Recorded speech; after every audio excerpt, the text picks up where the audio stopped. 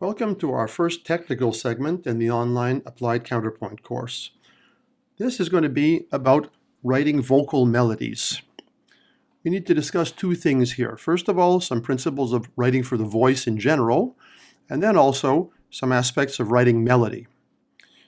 As I mentioned in the introduction, we're going to start with writing for untrained choral voices, since they're the most common, and a composer needs to know how to write for many different levels of performers, including amateurs, as in a choir. Here are the ranges of the four basic choral voices. Note that these ranges are not absolute, in the sense that one person's voice might go a little higher or a little lower than another's. But these are safe ranges for untrained choral singers, and that's a good place to start. In any case, very high notes and very low notes are generally harder to sing in a controlled way, so they need to be prepared. Don't suddenly leap to the highest or lowest notes after spending a lot of time in another register. A choral soprano can usually manage a high G if it's approached by step, but with a large leap before it, the note becomes much harder to attack with confidence. All voices are normally most comfortable in their middle range, and that's where they should spend most of their time. The challenge becomes finding ways to write interesting lines that don't become monotonous, given the relatively few notes available to each voice.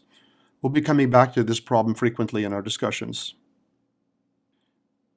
Now let's talk about some principles of vocal melody. First thing to discuss is some aspects of steps and leaps.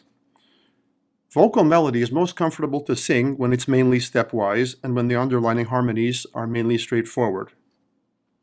Major, minor, and perfect intervals, specifically seconds, thirds, fourths, fifths, and sixths, are easier to sing than augmented and diminished intervals. An octave leap is much easier to sing than a seventh. Some of the harder intervals can appear in certain specific harmonic contexts, but for now we're going to avoid them. Later, when we expand our harmonic resources, we will also be using those intervals in our melodic lines. A line made up entirely of stepwise motion will sooner or later get very boring.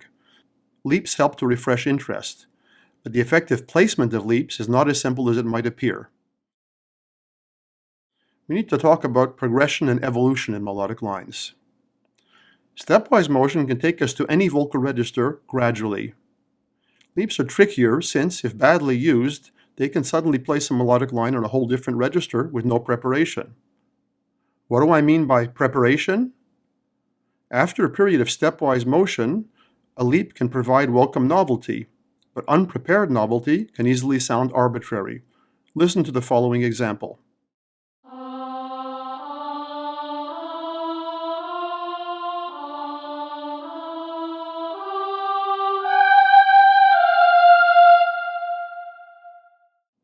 Here, the first few bars move by small intervals, and they all stay within the fifth, C to G.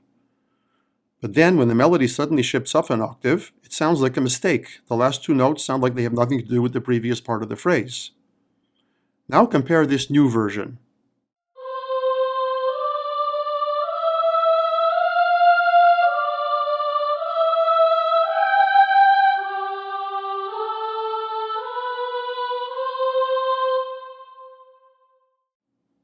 Here, the first six notes of the melody are the same, just transposed up an octave.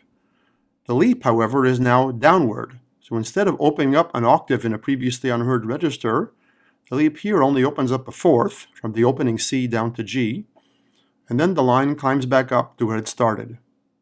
So the same size leap, an octave, sounds a lot less dramatic.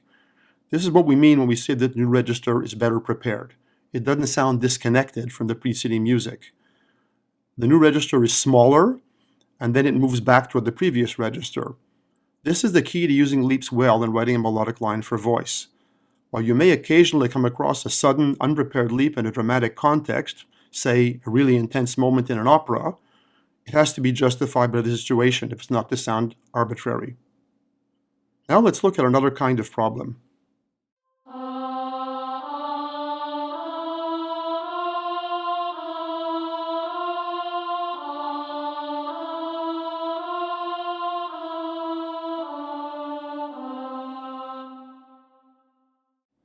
Here there are no big surprises, but the melody gets stuck around the notes E and F.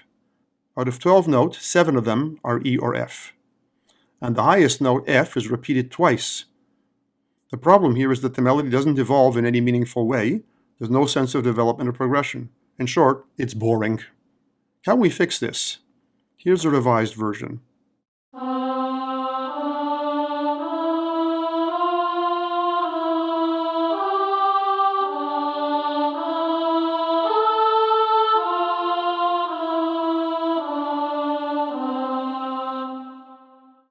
Now there's a progression in the melodic peaks.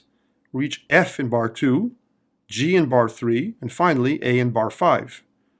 While this phrase still has 6 E's and F's, progression in the highest notes gives the listener a sense of evolution through the phrase instead of just going around in circles. This kind of stepwise movement between peaks is a good example of an important principle in melodic construction. Melody isn't a democracy. Not all notes are equally important. Beginning notes, ending notes, leaps, and peaks always stand out, so it's important for the composer to pay special attention to their organization. We'll also have occasion to come back to this point. Now we're ready to move on to first species counterpoint, the subject of our next segment.